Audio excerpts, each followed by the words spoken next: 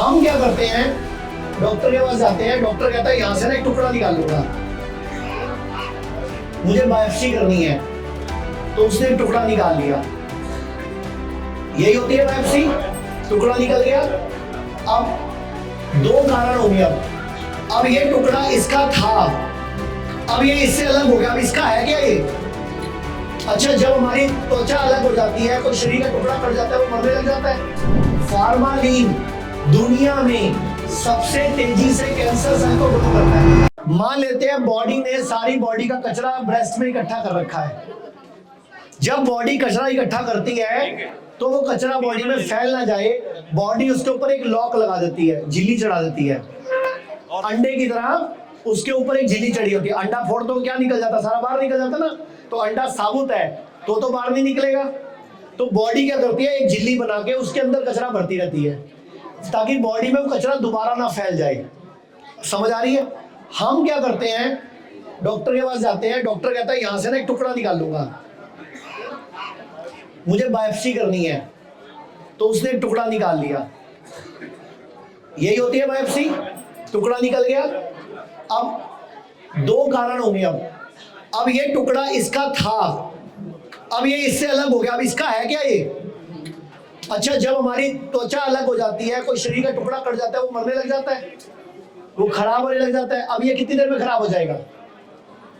कितनी देर में खराब हो जाएगा ये? आधे दिन में, एक दिन में, 2 दिन में सड़ जाएगा ये। बायोप्सी की रिपोर्ट कितने दिन बाद आती है? 14 दिन बाद, 12 दिन बाद, 16 दिन बाद। आप में से जिसका डॉक्टर का नंबर आ रहा है, जाते रहो भाई अंदर। डॉक्टर का नंबर आ रहा है, जाते रहो अंदर बीच में से। तो ये टुकड़ा निकाल लिया, अब ये टुकड़ा तो सड़ जाएगा 1 दिन में, 2 दिन में। रिपोर्ट 14 दिन में मिलनी है, तो सड़े हुए टुकड़े का क्या चेक करेगा डॉक्टर? तो क्या करेगा डॉक्टर इस टुकड़े का? इसको एक घोल में डालेगा, और उस घोल में केमिकल होता है जिसका नाम है फार्मालीन या अगर। तो इस टुकड़े को कहाँ डालेंगे? उस केमिकल में। अब वो केमिकल गूगल पे चेक कर लो, खुद कैंसर कारक है, वो गूगल पे चेक कर लो। फार्मालीन दुनिया में सबसे तेजी से कैंसर सेल को ग्रो करता है। अब ये टुकड़ा पड़ा किसमें है? इसको छोड़ दो अभी। अब मान लो 10 दिन बाद इसकी रिपोर्ट आई कैंसर, तो इसको कैंसर है कि इसको कैंसर है? इलाज शुरू इस पे हो जाएगा। आप फंस गए जाल में। नहीं समझ आया? कैंसर किसको हो गया और इलाज किस पे शुरू हो गया? आप फंस गए जाल में। दूसरा तरीका, अब मैंने जहां से टुकड़ा निकाला है ये, अब ये टुकड़ा भी तो कैंसर बन सकता है अपने। ये छोड़ दो, इसको अलग कर दो। अब ये जो टुकड़ा निकाला है, ये कौन भरेगा? इसको कौन? अब इसमें खुल गया ये, अब सारे सेल कहाँ निकलेंगे? बॉडी में फिर फैल गए, तो आपने बॉडी के इम्यून सिस्टम पे क्वेश्चन मार्क कर दिया। अब इसीलिए कैंसर 3 जगह फैल गया। अब बोल दिया मेटास्टेसिस हो गया, 4th स्टेज हो गया।